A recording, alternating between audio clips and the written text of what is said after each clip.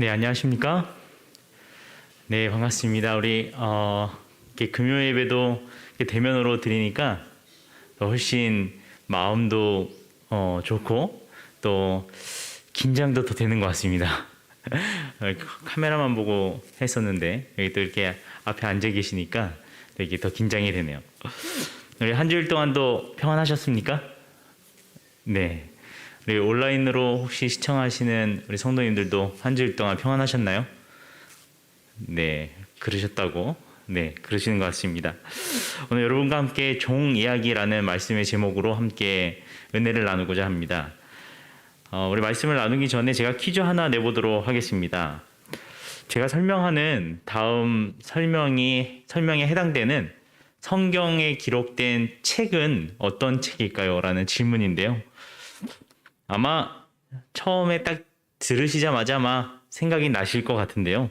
한번 해보겠습니다. 16세기에 마틴 루터는 이 책에 기록된 오직 의인은 믿음으로 말미암아 살리라는 구절을 읽고 종교개혁을 이끌었습니다. 무슨 책일까요? 네, 아마 답이 나온 것 같은데요. 어거스틴도 이 책을 통해 회개했고 18세기의 존 웨슬리는 이 책으로 말미암아 감리교 운동을 펼쳤습니다. 이 책으로 변화되고 부흥하고 개혁을 이끈 많은 사람들이 있는데요. 정답은 로마서입니다. 영국의 시인인 세무얼 테일러 콜리지라는 사람은 이 로마서를 가리켜 역사상 가장 심오한 책이다 라고 말했고요. 우리가 흔히 이 로마서를 가리켜 또 뭐라고 부르냐면 복음의 진수다 라고 말합니다. 근데 그 이유는 바울이 쓴 바울 서신 중에서 예수 그리스도의 복음의 진리를 배열의 순서, 분량, 내용의 중요성으로 봤을 때 가장 체계적으로 쓰여졌다고 보기 때문에 그렇습니다. 이 로마서는 간략하게 소개를 해드리면 바울이 3차 선교 여행을 하던 중에 고린도에 머물면서 로마에 보내는 편지입니다. 3차까지의 선교 여행을 마치고 어떻게 보면 아시아 지역과 헬라 지방에서의 선교를 어느 정도 했다고 생각한 바울은 이제 로마를 거점으로 서버나 즉 스페인으로 넘어가 선교를 하려는 마음을 먹게 됩니다. 마치 안디옥을 중심으로 아시아 전 지역을 선교한 것처럼 이제 서쪽 유럽을 향해 뻗어나가기 위해 이 로마를 중심으로 이제 선교를 시작하려고 하는 것입니다. 그래서 아직 로마에 가보지 못한 이 바울이 미리 로마에 편지를 쓴 것이 바로 이 로마서입니다. 저자인 바울로 말할 것 같으면 신약 27권 중에 무려 13권을 썼는데요. 이 바울은 자기가 자신을 가리켜서 무엇이라고 말했냐 하면 빌립보서 3장 5절과 6절에 보면 다음같이 말합니다. 내가 8일 만에 할례를 받고 이스라엘의 족속이요 베냐민 지파요 히브리인 중에 히브리인이요 율법으로는 바리새인이요 열심으로는 교회를 핍박하고 율법에 오르는 흠이 없는 자라고 자신을 가리킵니다. 우리가 잘 알고 계시다시피 이 바울은 하나님의 백성을 핍박하러 다메섹으로 가는 길에서 하나님을 만나 진정으로 회개하고 개종하게 되죠. 그리고 예수 그리스도의 12 사도처럼 사도의 직분을 가지고 하나님의 사업을 하는데 목숨을 바치게 됩니다. 그런데 비록 바울 개인적으로는 진정으로 거듭나서 사람들에게 다가갔지만 그가 이전에 보여줬던 그리스도인들에 대한 핍박의 모습과 이미지 때문에 대부분의 선교지에서 환영을 받았을까요? 못 받았을까요? 못 받았어요. 어떤 그가 가지고 있었던 이전의 행동들 때문에 그렇습니다. 사도로 부름을 받았다는 것을 선교지에서 받아들이기 쉽지 않았던 것이죠.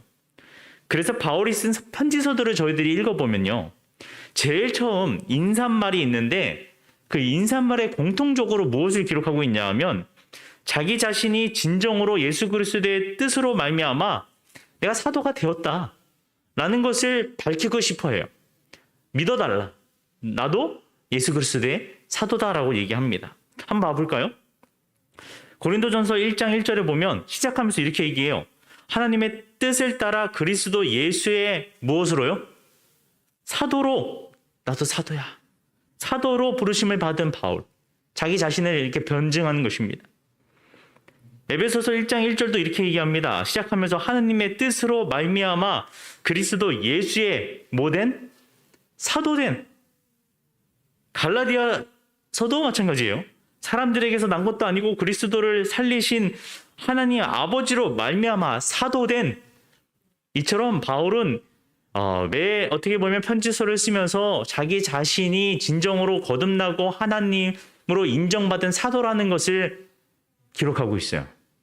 그런데 저희들이 오늘 살펴볼 이 로마서는요. 로마서를 시작하면서 바울은 자기 자신을 먼저 사도로 소개하기 전에 또 다른 수식어를 자기 자신에게 적용하고 있습니다. 어떻게 보면 서두에 이야기했듯이 로마서를 통해 바울이 의도한 것 중에 하나가 로마를 거점으로 서쪽으로 뻗어나가기 위한 편지이기에 더욱 자신의 사도적인 신분에 대해 변증이 들어가야 하는데 바울은 로마서를 시작하는 제일 첫 인사말에 다른 서신에서 자신을 사도로 먼저 소개하는 것과는 달리 자기 자신에 대해 다른 수식어를 먼저 붙입니다. 그것이 무엇일까요? 그 수식어가 무엇일까요? 우리 한번 다 같이 로마서 1장 1절을 한번 보도록 하겠습니다. 로마서 1장 1절에 보면 바울은 자기 자신을 사도로 칭하기 전에 무엇이라고 얘기하고 있냐면 다음과 같이 기록하고 있습니다. 예수 그리스도의 무엇이요? 종 바울은 그리고 나서 사도로 부르심을 받아 하나님의 복음을 위하여 택정함을 입었다고 얘기합니다. 이처럼 바울은 자신의 사도적 신분에 대해 이야기하기 전에 자기 자신을 가리켜 무엇이라고 표현하고 있냐 하면 내가 예수 그리스도의 종이다 라고 얘기하고 있어요. 여러분, 종이라는 단어를 들으면 어떤 느낌이 듭니까? 피곤해요? 평안해요? 좀 벌써부터 피곤해지지 않습니까? 자유롭습니까? 아니면 뭔가 억압되고 얽매인 느낌이 듭니까? 네, 후자이죠. 그러면 질문 한번 바꿔보겠습니다. 여러분은 그리스도의 종이십니까? 그러면 자유로워요? 아니면 피곤해요? 평안합니까? 아니면 얽매여 있는 것 같아요? 어떻게 보면 이 종이라는 단어와 저희가 흔히 얘기하는 기쁨, 자유, 평안, 행복 이런 것과는 조금 동떨어져 있는 것 같이 느껴집니다. 그런데 바라옵기는 오늘 함께 말씀을 통해서 우리 모두가 예수 그리스도의 종이 된다는 것의 진정한 의미를 깨닫고 그 속에서 이 세상이 줄 수 없는 참된 자유와 기쁨을 누리게 되는 저와 여러분이 되기를 소망해 봅니다. 다시 로마서 1장 1절로 돌아가서요. 지금 바울이 자신을 가리켜 예수 그리스도의 종이라고 표현하고 있는데요. 여기서 바울이 종이라고 쓴 단어가 헬라어로 무엇이냐면 둘로스라는 단어입니다. 그런데 이 둘로스라는 단어를 번역하는 데 있어서 이 언어적으로 두 가지의 번역이 있습니다. 첫 번째는 말 그대로 그냥 종이라는 단어예요. 영어로 하면 조금 더 느낌이 오는데요. 하나는 그냥 서번트라는 종이고요. 또 다른 번역은요. 종도 힘들어 보이는데 종보다 더 비참해 보이는 무슨 단어예요? 슬레이브라는 노예라는 단어의 의미를 가지고 있어요. 저 둘로스라는 단어에는 이 두 가지 의미가 같이 들어가 있습니다. 그럼 종이랑 노예의 차이가 무엇일까요? 종과 노예의 차이가 무엇일까? 종이든 노예든 둘 다 주인을 위해 일하는 것은 같지만 이 둘의 결정적인 차이가 있습니다. 그것은 종은 주인으로부터 고용돼서 임금을 받고 일하는 사람을 말합니다. 그러나 그에 반해 노예는 주인이 고용한 것이 아니라 그의 몸값을 주고 산 주인의 완전한 소유가 된 사람을 말할 때 노예라고 얘기합니다. 종이 더 좋아요? 노예가 좋아요? 그럼 지금 로마서에서 바울이 자기 자신을 가리켜서 뭐라고 얘기했냐면 나는 예수 그리스도의 둘로스다 라고 얘기했는데, 그렇다면 바울은 이 두 개 중에 어떤 의미로 썼을 가능성이 클까요? 나는 예수 그리스도의 종이라고 표현했을 가능성이 클까요? 아니면 나는 예수 그리스도의 노예다라고 표현했을 가능성이 클까요?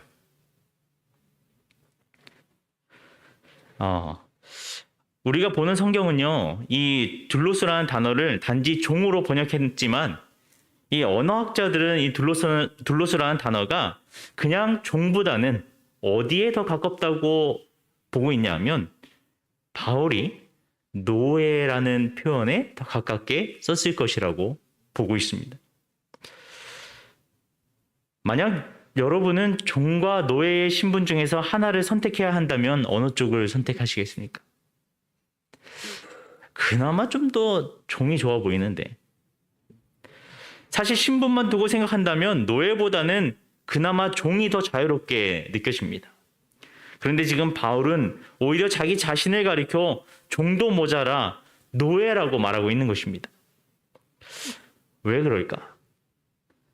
그런데 여러분, 이것이 바로 로마서가 말하고 있는 복음입니다.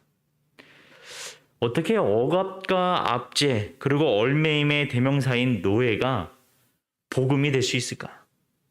성경에 기록된 하나의 사건을 통해 한번 이것을 설명해 보고자 하는데요. 하나님은 출애굽한 이스라엘 백성들을요, 시내산으로 인도하십니다. 그리고 모세를 통해 그들이 지켜야 할 십계명과 함께 율례를 알려주시는데, 그것에 대한 기록이 십계명이 출애굽기 20장에 기록되어 있죠.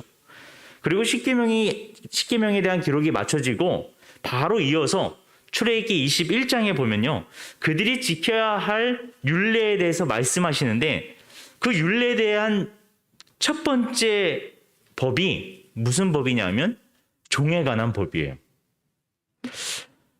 어떻게 보면요, 이 이스라엘 백성들은 얼마 전까지 어디의 종이었어요? 애굽의 종이었어요. 얼마 전까지만 하더라도 이스라엘 백성들은 애굽에서 죽도록 일만 하면서 겨우 입에 풀칠하는 애굽의 종으로 살아갔습니다. 그런데 그런 그들에게 하나님은 율례를 말씀하시면서 제일 처음 말한 것이 종에 대한 법이었던 것입니다. 종이라는 단어만 들어도 지긋지긋할 그들에게 하나님은 왜 종에 대한 법을 제일 처음 말씀하셨을까? 아마도 그 종에 관한 율례가 그들에게 더 이상 억압이 아니라 복음이 되기 때문이 아닐까요? 그렇다면 그 내용은 무엇일까요? 우리 출애굽기 21장 2절부터 6절에 보면요, 쭉 그 종에 관한 율례에 대한 기록이 기록되어 있어요. 제가 이것을 다 읽지 않고 간략하게 설명을 드리면 이렇습니다. 내가 종으로 팔렸으면요, 6년 동안 주인을 섬기다가 제 7년이 되면 어떻게 되냐면 자유로운 몸이 됩니다. 그런데 조건이 있어요. 내가 단신으로 종이 되어 왔으면 7년째 단신으로 나갑니다. 그리고 내가 장가들어서 가족과 함께 종이 돼서 왔으면 7년째 되는 해 가족과 함께 나가게 됩니다. 자유로운 몸이 돼요. 그런데 문제는 내가 단신으로 종으로 왔는데 주인이 그 종에게 아내를 줘서 가족이 생겼을 경우 제 7년이 차서 나가야 하는데, 그때는 종의 신분으로 와서 얻게 된 아내와 자식은 데리고 나갈 수 없었습니다. 그래서 이럴 경우에 종은 제 7년이 되는 해에 선택을 해야 했어요. 나가서 자유로운 몸이 될 것인가? 아니면 영영이 그 주인을 섬기는 노예가 될 것인가? 누구를 위해서요? 내가 사랑하는 가족을 위해서. 만약 여러분이 이 종의 입장이라면 어떤 결정을 내리시겠습니까? 제가 종이 돼서 들어갔는데 거기서 이제 사랑하는 가족이 생겼어요. 그리고 7년째 되는 해 이제 선택을 할 수 있어요. 내가 이제 자유로운 몸이 될 것인가? 아니면 그냥 가족과 함께 평생 지내는 노예가 될 것인가? 여러분은 어떤 선택을 하시겠어요? 사실 여기서 고민을 하시면 안 되는데, 네. 자유로운 몸으로 나가 새로운 사람을 만나면 되지 라고 생각하시는 분들도 계실 테지만, 정말로 내 아내와 자식을 사랑하는 종이라면 가족을 떠나 자유로운 몸이 되는 것이 그게 자유일까요? 그렇지 않을 것입니다. 그것이 기쁜 일이 되지 않는 것입니다. 내가 비록 노예의 신분이 될지라도 누구랑 같이 있는 것이 더 행복한 거 좋은 거예요? 가족과 함께 있는 것이 행복한 것이.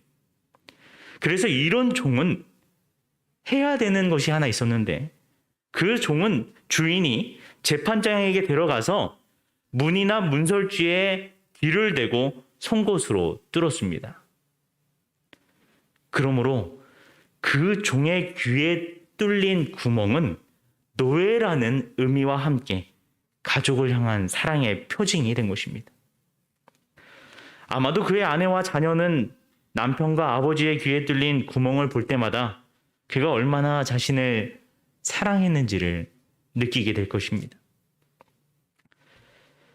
그런데 이 종에 대한 법을 듣고 있는 이스라엘 백성들은요, 이 율례를 들으면서 분명히 사랑하는 사람을 위해 문설주에 귀를 대고 송곳으로 뚫는 그분이 누구인지 알았을 것입니다. 왜냐하면 이스라엘 백성들이 종 되었던 애굽에서 나올 때 자신들이 행했던 의식을 통해 이미 그것이 상징하는 바가 무엇인지를 그들은 알았을 것이기 때문에 그래요. 종의 귀에서 흐르는 피가 문설주에 발라진 것처럼 애굽의 종 되었던 집에서 건져내신 표로 그들에게 주어진 의식이 있었는데, 그것이 무엇이에요? 어린 양을 잡아서 그 피를 문설주에 바르는 유월절 사건인 것입니다. 이미 이스라엘 백성들은 애굽의 종 되었다가 유월절을 통해 그 종에서 어떻게 됐어요? 해방된 거예요. 마치 종의 법에서 아내와 자녀를 너무 사랑하여 귀에 구멍을 뚫어 영원한 표로 삼은 것처럼 우리의 어린 양 대신 예수 그리스도는 범죄한 사람을 위해 근본 하나님의 본체시나 하나님과 동등됨을 취할 것으로 여기지 아니하시고 오히려 자기를 비워 종의 형체를 가져 사람들과 같이 되신 것입니다. 그리고 우리를 사랑하는 영원한 표로 갈바리 십자가라는 문설주에 그의 손과 발을 대고 구멍을 뚫은 것이죠. 바울은 이 복음을 깨달은 자였습니다. 그는 로마서 6장 16절에 다음과 같이 기록하고 있습니다. 너희 자신을 종으로 내주어 누구에게 순종하든지 그 순종함을 받는 자의 종이 되는 줄을 너희가 알지 못하느냐. 혹은 죄의 종으로 사망에 이르고 혹은 순종의 종으로 의에 이르느니라. 그런데 우리 모두는 아담의 범죄로 인해 죄로 기울 수밖에 없는, 어떻게 보면 애굽의 종으로, 죄의 종으로 태어납니다. 그래서 요한복음 8장 44절은 어떻게까지 우리들에게 얘기하냐면 너희는 너희 아비 마귀에게서 났다고까지 말하고 있어요.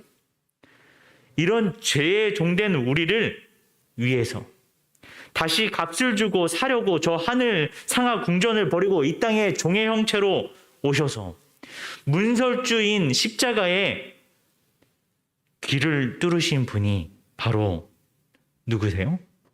우리가 믿는 예수 그리스도인 것입니다. 그래서 로마서 3장 23절과 24절은 이렇게 얘기하죠.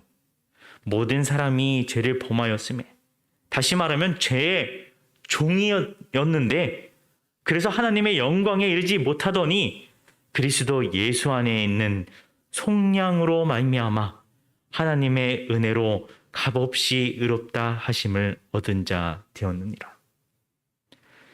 여기서 말하는 속량이 바로 값을 주고 산다라는 의미를 가지고 있습니다.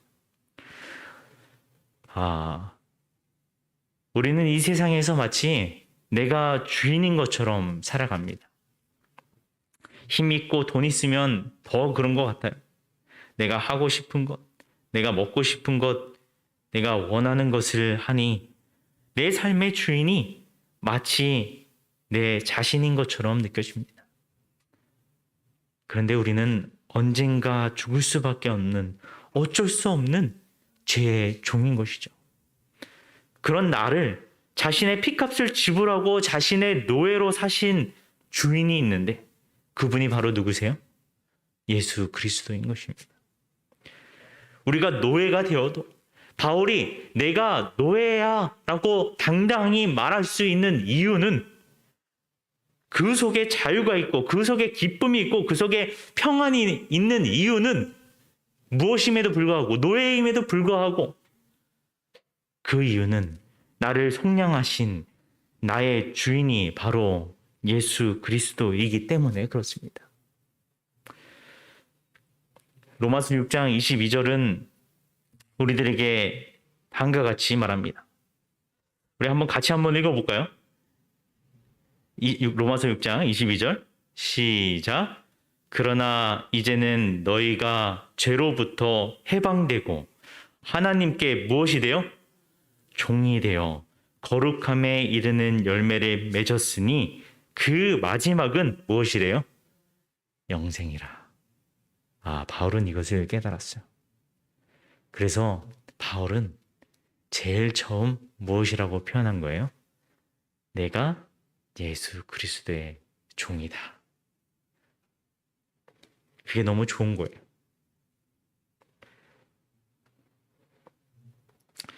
예수 그리스도의 노예가 된다는 것은 이 세상에서 볼 때 또는 주변에서 볼 때 그것을 알지 못하는 사람이 볼 때는 어떻게 보일 수 있냐면 왜 저 사람은 저렇게 억압되고 자유가 없는 삶을 살까? 뭔가 바쁘게 살아가는 이 시간도 모자르는데 시간 투자하고 돈 투자하고 힘 투자하고 땀 투자하고 저렇게 왜 이렇게 자유롭지 않은 삶을 살아갈까? 라고 보일지 모르겠습니다. 그런데 예수 그리스도의 노예가 된다는 것은 신분의 변화를 뜻합니다. 이 세상에서 아무리 대단한 사람이라 할지라도 그 사람은 종에 지나지 않습니다. 어떤 종이요? 물질의 종, 정욕의 종, 탐욕의 종, 식욕의 종, 그리고 결국 사망을 이길 수 없는 죄의 종인 것입니다. 하지만 예수 그리스도의 노예가 된다는 것은 누가 시켜서 억압과 얼매임 속에서 지내는 것이 아닙니다. 죄의 종으로 죽을 수밖에 없는 나를 그분의 자녀로 사랑하사 십자가의 피로 사신 그 사랑 때문에 그 은혜로 내 모든 것을 주님께 헌신하게 되는 것이, 우리는 온전히 예수 그리스도의 종이 될 때, 노예가 될 때 진정한 자유와 기쁨을 만끽하게 될 것입니다. 왜냐하면 예수 그리스도의 종이 된다는 것은 나를 얽매이고 있는 이 세상의 모든 것으로부터의 해방을 의미하기 때문에 그렇습니다.